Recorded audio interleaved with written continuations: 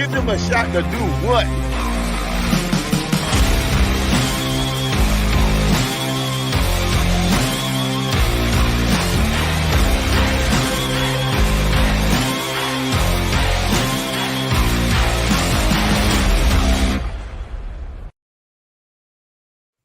I titled this show Mike X2, like times two, because it is.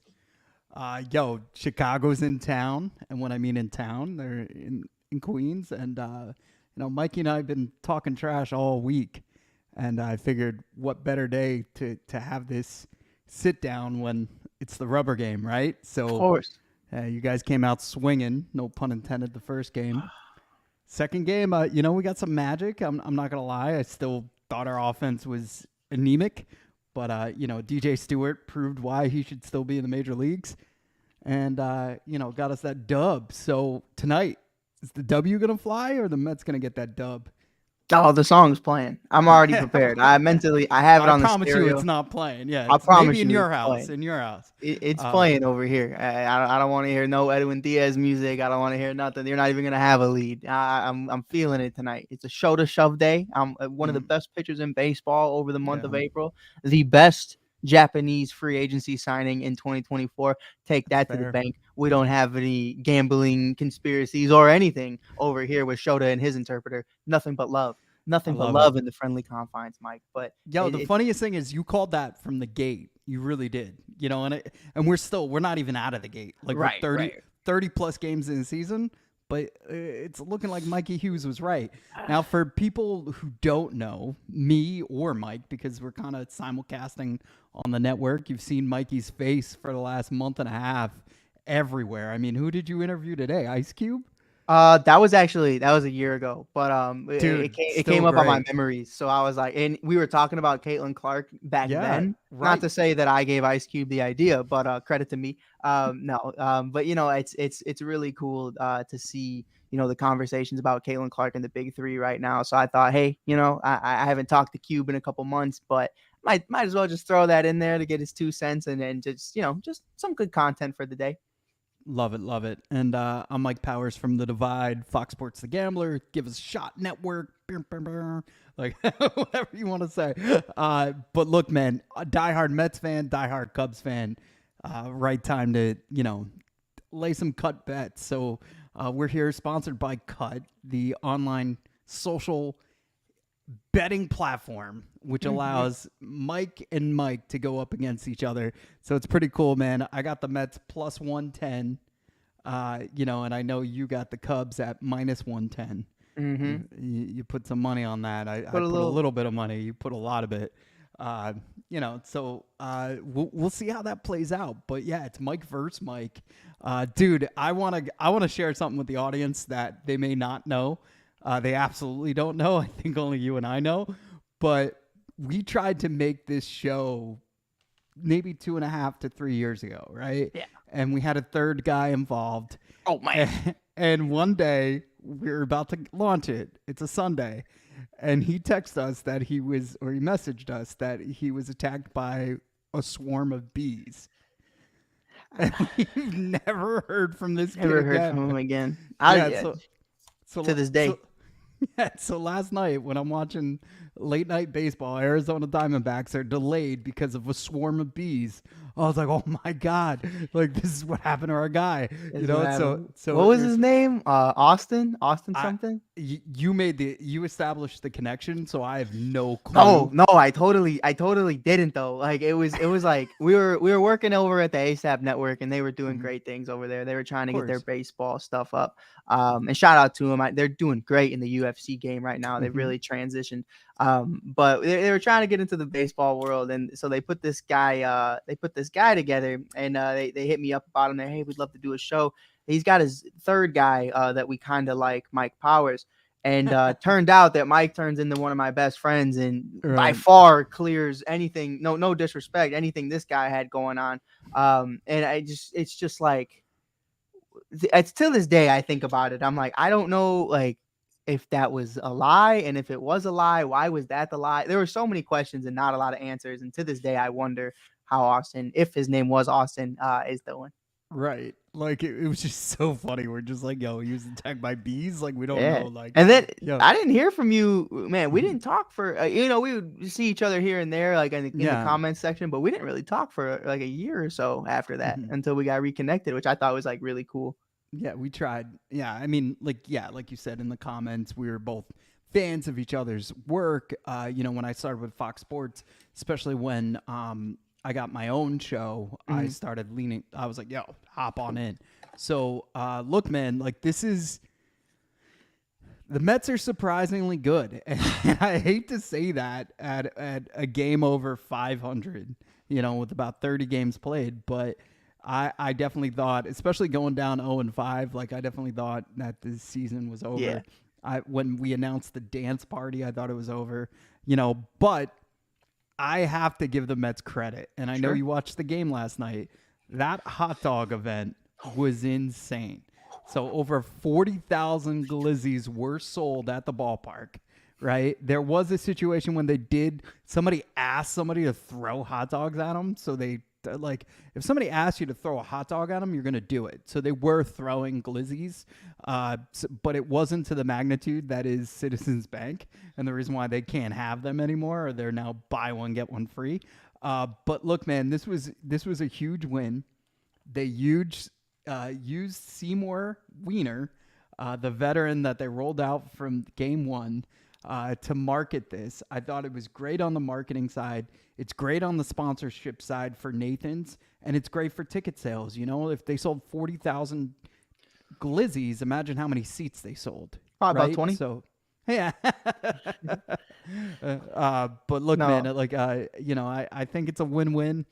Kind of pokes fun at what the Mets did, especially with Seymour Wiener. That was just like the way I thought your season was about to go after that happened. I was like, it's exactly what the Chicago White Sox are experiencing right now. I was like, Mike, it just can't get any worse. And then the PR team, I'm just like, I'm feeling for them because I'm like, I don't even know how you recover from that. It was a rough first week for the Powers house, but I mean, I'm proud of you, bro. I mean, you're coming back into it. Not to transition to a whole different conversation, but I know you said they won't be getting a dime from you this season. You got the City Connects this year. They're looking a little fire. How do you feel about it? Are you getting one? No, I have to. I'm told they look way better in person. Right? I like them. And I like them better than the Phillies. The Phillies, they kind of look like the Philadelphia Union. Yeah. And like the lettering's bad on the back of the jerseys. So I've seen those in person. The hat's fire for the Phillies. It is. The Mets, I don't like their hat. I like the concrete look. Because that is New York concrete. Like, that's dope. And actually, we have some new merch that's kind of similar to that on the Give Us a Shot Network website. So check that out. We made a grunge network shirt, and I already saw some sales already. So, but I have to see it in person. Like everybody's saying, until you pass judgment, see it in person. I hate that they're never like the right colors. Like I wish it still had. Because the blue and orange meant a lot, right? Orange is a part of the Queen's flag, the New York flag, and the blue and orange was Brooklyn Dodgers, New York Giants. So, I like the NYC. A lot of people are like, oh, it kind of looks like the Yankees. And I'm like, no, that's the Mets lettering. I like the token on the subway token. I really like that. I get it. The purple's for the 7 line, but a little less purple, I think. But apparently those pinstripes are like the symbols from the map on the subways. So that's pretty dope. But I got to see it in person. Also, I'm colorblind, so I have no idea what I'm looking at. I mean, that's the biggest thing right there. Is that's everything. But it's. I was thinking about you the other day, man. I'm not gonna lie. There was these there's this baseball thing, and I watch it all the time. It's basically like helping mentor young players and young athletes, and they do this thing where. So he'll have like 3 tiny rubber balls in his hand. That's the coach, and he'll underhand throw it to the hitter, and the hitter is supposed to, with his hand, go into a stride motion and grab whatever color ball that he says. And if you grab the wrong one, you lose. And I was like, damn, Mike couldn't play this game. I was like, I was like, oh man, this is that wouldn't work out. I don't know what I would do. Like maybe you'd number the ball, but then what if it's not the right angle? Like I was like, you could not play this game with someone who's colorblind. And I thought of you instantly. There's a chart that like a lot of people use at work, and they're so proud of this chart, and everybody uses it. And I can't tell the difference of all the different colors that are on this said chart, but I always present it because I'm like, yo, check out this chart. It really shows what we're capable. I have no idea what it's saying. Yeah, like it's all the same colors. But yeah, to answer your questions, like red and greens are kind of hard. So like, I'm that's what they were. It was like red, green, and yellow. Right. Yeah, I'm sure it is. It's always that. So even with like a street light, like I had to remember the positioning. Like red was on top, green is on bottom. Is it? Is yours like that? Yeah. Mine is red, mine is green's yellow, on top, green. red's on bottom. Oh, now I'm gonna be. I think you're telling me that. So when I come to visit, No, I swear to God, I mean, I hope wrong. Am I wrong about that? Like I feel like red's on top. No, like it could just be where you are. You know what I mean? Like, but like where we are, green's on top. We're gonna need a picture of that. I don't think so. I might. Are they sideways? Are they been? all on top? So it depends where you're at, but like normally they're just like big giant up top vertical. Am I wrong? Have I been wrong my whole life? Have I just been blowing stop signs? Yo, also Pete Crow Armstrong, he's in the majors. Like how you feeling? I'm gonna set the scene. You ready for this? Right. April 25th, 2024. The Chicago Bears draft Caleb Williams on the same day Pete Crow Armstrong hits his first big league homer for his first big league hit. It will be a day cemented in time. I'm excited about it, man. I mean, listen, you know how I feel about Pete. There's no disrespect to who Pete is, the person or the player. He's a young kid. He's a super young kid. And I'm 23 years old, turning 24 in less than 25 days. So like, who am I? You know what I mean? But I also understand who you need to be at this level to be able to sustain success. Pete was an absolute monster. And a lot of people started calling him Billy Bean for that exact reason of you came out of high school, decided to skip college, and you came right into the show, drafted by the Mets because the Mets do what they do. And they just hate guys going to college. The Mets, baby. The Mets. But, Pete comes in and, defensively, he is who he is. He has this kinetic field energy to him. And if you ever played center field, kinetic field energy is basically the second the ball hits the bat, or the bat hits the ball, I should say, you know exactly where it's going. You can read the direction, you can read the trajectory and where you're supposed to be, how much length and how much strength you have to be able to make these throws and where you need to be at that exact time. Pete has all of that. Pete is a Gold Glover. I'd say right now in baseball, he is a top 5 defensive center fielder, period. And my only problem was you went, 1 for 18 in your first 18 big league hits. Now there's Jackson Hollidays. There's a bunch of guys who had very similar situations. So Pete right now, I'm eating crow. I said he needed more time in AAA this year. Right now, I mean, literally no fun intended. I'm eating crow because the year right now, Pete Crow Armstrong, he's been great, man. I mean, he has been phenomenal. Batting, I believe 278. Yeah, there's 2 of them on there. So I wasn't sure which one was which. Rocked me up with our other buddy with Brennan. Yeah, because they have both on there, and they have the Iowa one over the major league one. So he's batting 278, 18 at bats, 1 home run, 4 RBIs, 0 stolen bases, which I'm looking forward to because I know you were big on him for that reason, especially. Yeah. I mean, he's electrifying. So it's just like you talked about, just like I talked about. As soon as he got that first big league hit, which was a dinger, game winner too, two-run home run. But with that being said, just it seems like out the floodgates, he's been hitting. I mean, he's been great. I said he couldn't hit water if he fell off the Titanic. Now he's the Titanic hitting an iceberg. He's going crazy on impact. So I'm happy for him, man. I'm hoping tonight, before the series ends, he gets a little revenge. I would love a PCA dinger against the New York Mets just to stick it to him in New York. I think it'd be cool. Are you calling that? You calling that? Really? I mean, I called it the other night and I was wrong, but I'm calling it tonight because why not, right? It's the last night. I hate that. I hope that doesn't happen. But that's bro, that is so Mets. Could you just imagine it? Could you imagine? So I mean, Mets. It would remind me, in Germ, if you're clipping this right now, PCA hitting a dinger against the Mets tonight would remind me of, what was it? What was his name? Gilbert on the Tennessee Volunteers when he hits the grand slam and he gets the backflip. I mean, it's sexy, bro. I mean, it fits, and it's so PCA to be able to have that moment. So I would kill for it. As long as I don't see Adbert tonight, I think I'll be perfectly fine. Yo, and Pete's mom was an actress, and she was in Little Big League, right? Yeah, isn't that so crazy? Funny.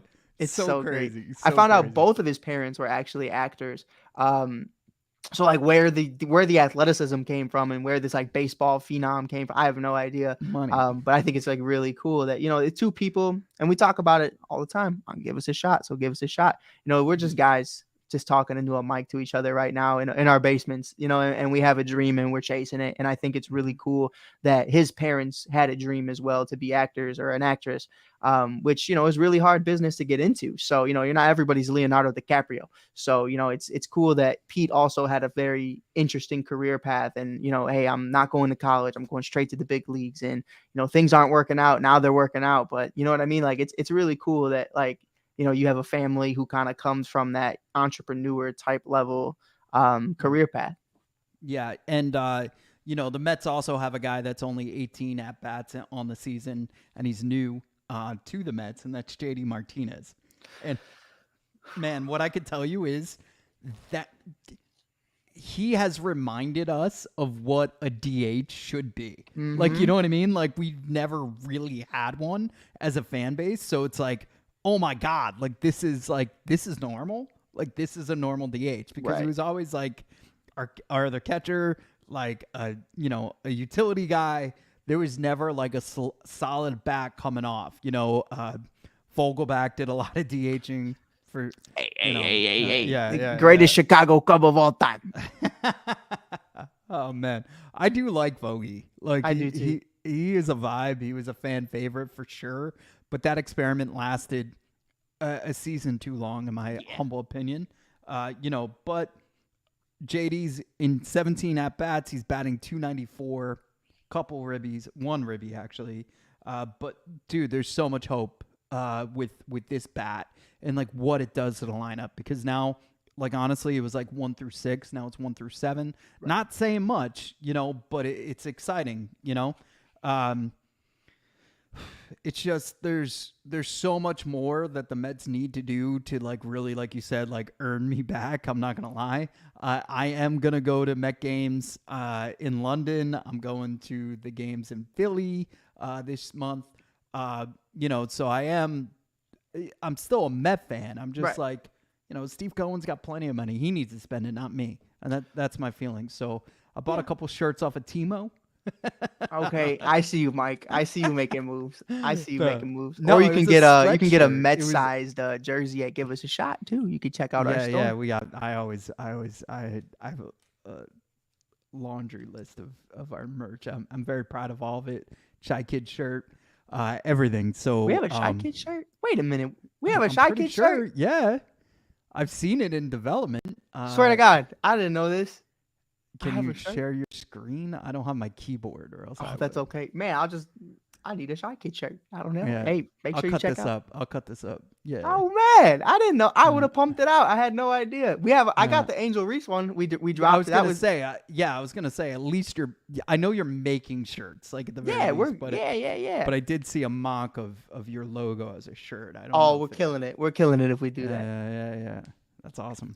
But yo, I'm bummed. I'm going to the candy and snack convention, but for like the first year in forever, it's not in Chicago. It's in Indianapolis. Is that what it sounds like? Yeah, that's exactly what it sounds like. It sounds like the Super Bowl of snacks.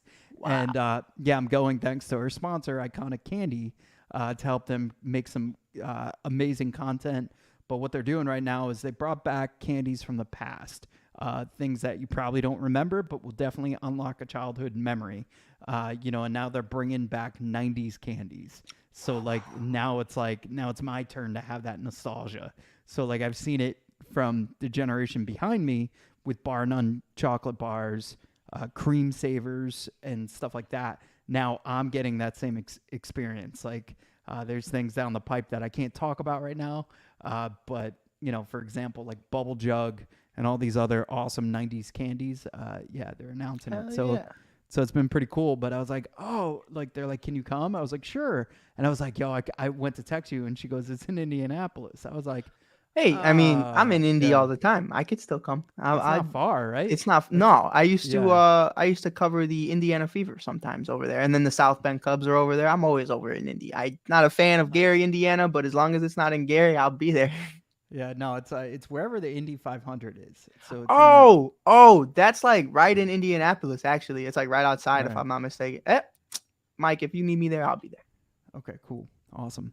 All right. I want to know the game already started, obviously. We're Talk in to the me. top of the first.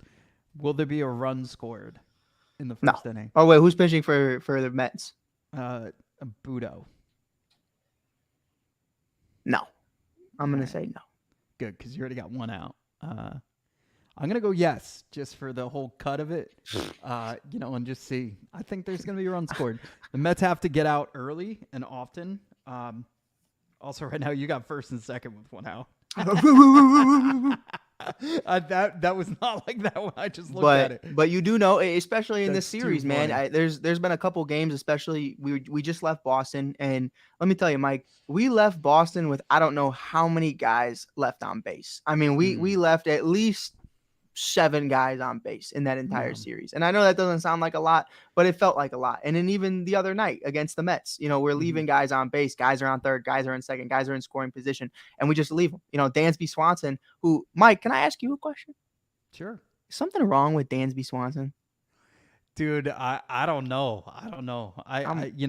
It's like one of those things you'll find out like a couple months down the road. Yeah. Right? Oh, he's battling this, He Yeah, had mono or something. Like they'll share it. But it's something's not right, man. I mean, this guy won a Gold Glove shortstop, best shortstop in all of baseball last year defensively. He had, if I'm not mistaken, less than 6 errors in 2023. And he's already over 5 on the year for the Cubs. So I'm trying to figure out defensively, especially when you have Nico Suave, at second base, and Nico Horner. He's doing his thing defensively. What's the issue right now? Is it Michael Busch at first base? From what I've seen thus far, Michael Busch has been pretty solid. But then again, last year we had Eric Hosmer, a guest of Mike Powers, and Trey Mancini. So it wasn't much better. And it's just one of those things where it's like, and Eric's a monster. He just wasn't here that long. It was like once April hit, it was right. Yeah, those guys are out of there. Then it was Merv and Wisdom and so many other people.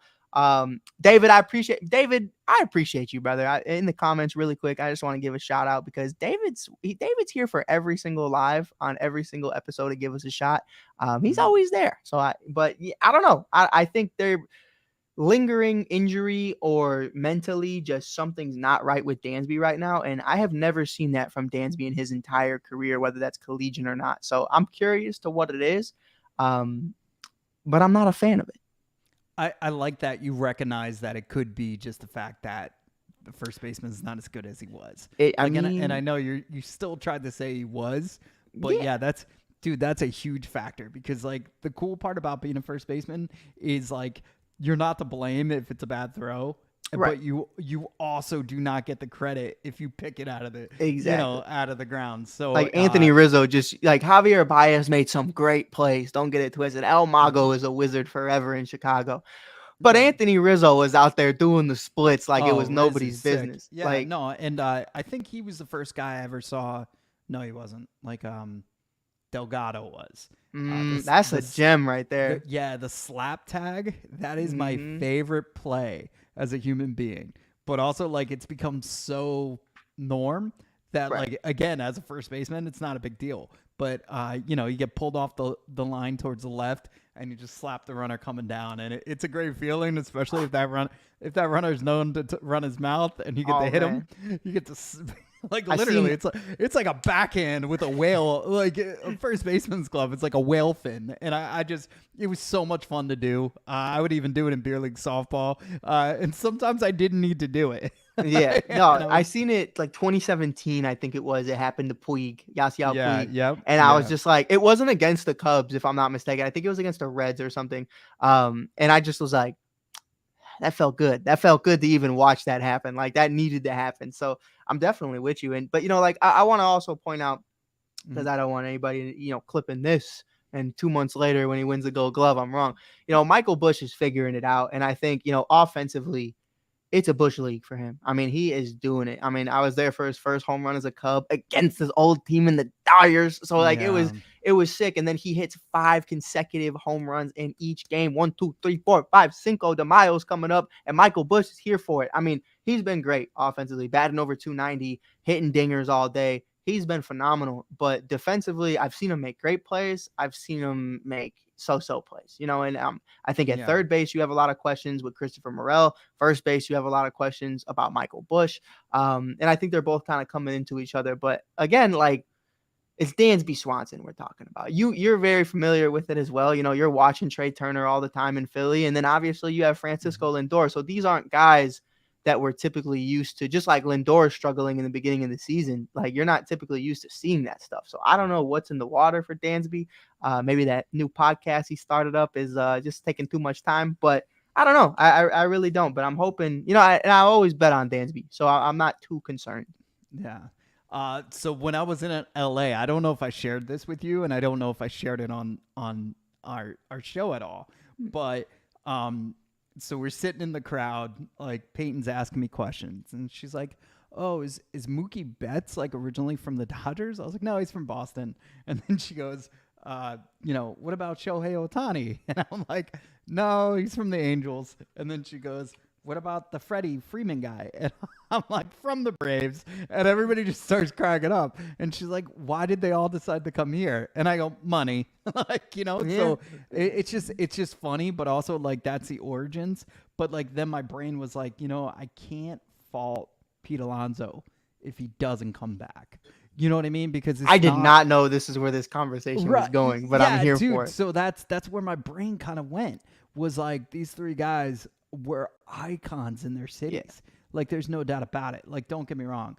Braves seem like they won that breakup. You know what I mean? Unless Freddie gets a ring, but they got younger and everything.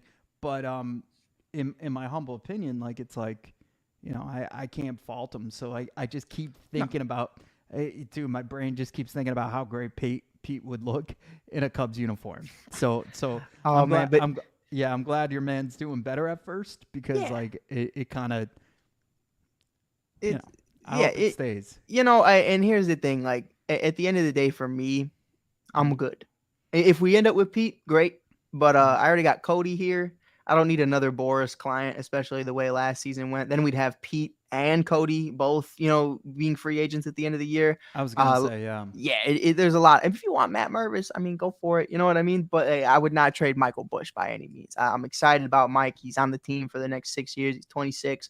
But, I love that point you made, especially because, like, Rizzo, Bryant, Baez, we don't, even if you watch Moneyball, the big guys, John, all these guys, like, you don't expect them to ever leave until they do. I'm sure Cleveland Guardian fans, even losing out, and on Francisco Lindor, that's not a guy you ever want to lose out on. So it is crazy to see these guys, go to different organizations and team up. Freddie is the only one that really gets a pass for me, just because of what we found out and what we know, that he didn't even know that the Braves offered him a contract, which, I mean, that's crazy. Like, to this day is like mind-boggling. Yeah, but Olsen, like, definitely, like, makes you forget about Freddie that quick. Yeah. So. If you're a fan, 100%. But like from Freddie's perspective, like seeing him cry was so emotional, and it's like to be able to have, because I wanted Olsen. I said it from day, like when Rizzo was gone, I said that is the guy. You do what you have to do to trade for Matt Olson, because it's the Oakland A's. They're giving away Matt Chapman and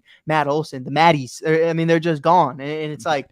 To be able to get those guys, I mean, it's phenomenal. I even had them. I think I sent. This is when we started talking again. Is when I had my World Series prediction. I believe this was the first year that they weren't on the A's, and I said it's going to be a Matt versus Matt World Series. It'll be Blue Jays versus Braves, and the Braves ended up making it. And then this was a year after, I believe. And you have those conversations like, hey man, maybe Matt Chapman becomes a big name in Toronto, but we see how great it's been for the Atlanta Braves with Matt Olson. Like, Matt Chapman kind of fell off the face of the earth, to be honest. Yeah, no, that's very fair. Just so you know, I don't know if you're watching, the Cubs did not score in the top of the first. I told you. Even though they had 2 runs. And you know it's a show to shove day. So I got listen, I went on cut. He's cooking, man. He's already I went on cut this morning. Hey, I put 6 Ks. Cubs win, $100. Let's get it. Let's get it. Payout was $340. Let's see what happens. Okay. Look, man, like I'm gonna be trash talking to you all night. Completely okay. You know, you won't have much to say, Mike. First 6 innings, maybe sneak in a couple runs, and then get after the bullpen. Yeah, exactly.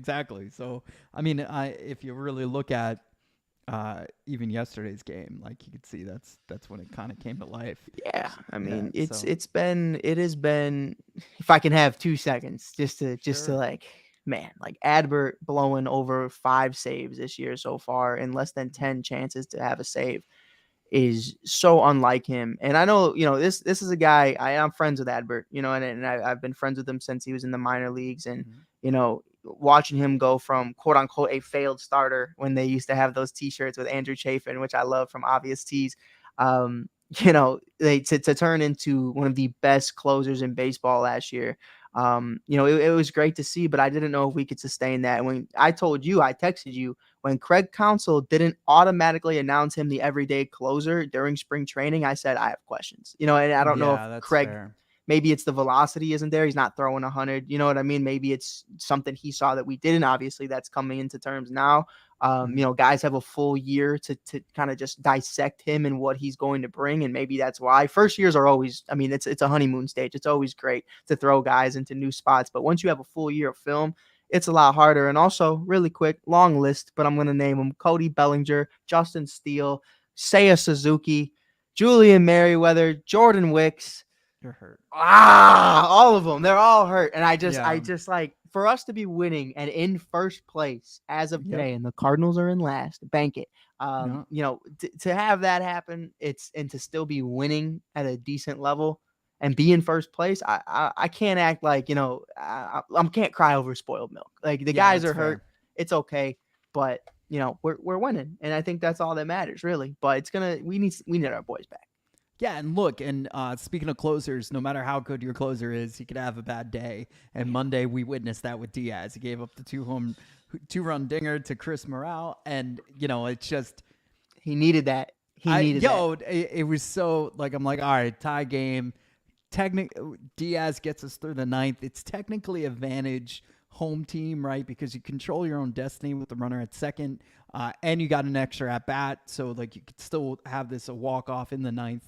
And then Diaz pops up the home run, and I was just like, with 2 outs, I think it was a 3-1 pitch, and it just, my God, dude. He needed it. Morel's been struggling for sure. I get that, but there was an open bag. Just throw some junk. I don't know. Can't throw it in the dirt there because obviously advance the runner. Yeah, but it's 2 outs, so I would have thrown him nothing, and I just felt like it was like, as soon as he released the ball, I was like, oh, yeah, that's it. So look, man, it's fun. I like your team. I really do. And I root for I like your team. Yeah. Likewise. I told you could like I said they'd be all right. There's a lot of similarities, right? I feel like you're where we could be in a couple years.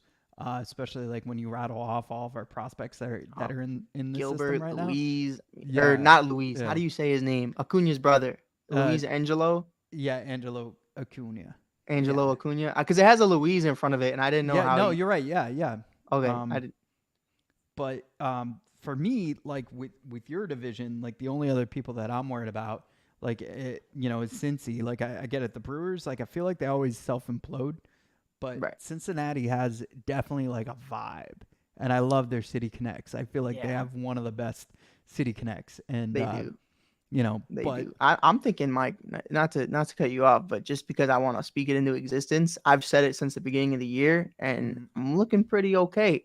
I still think Pittsburgh's the biggest team that I'm worried about in our division. I understand what Cincy did last year. I understand how they've continued to get better even without Joey Votto, who, by the way, ever since Joey Votto signed with Toronto, I haven't seen a single Joey Votto highlight, so I don't even know how that's going.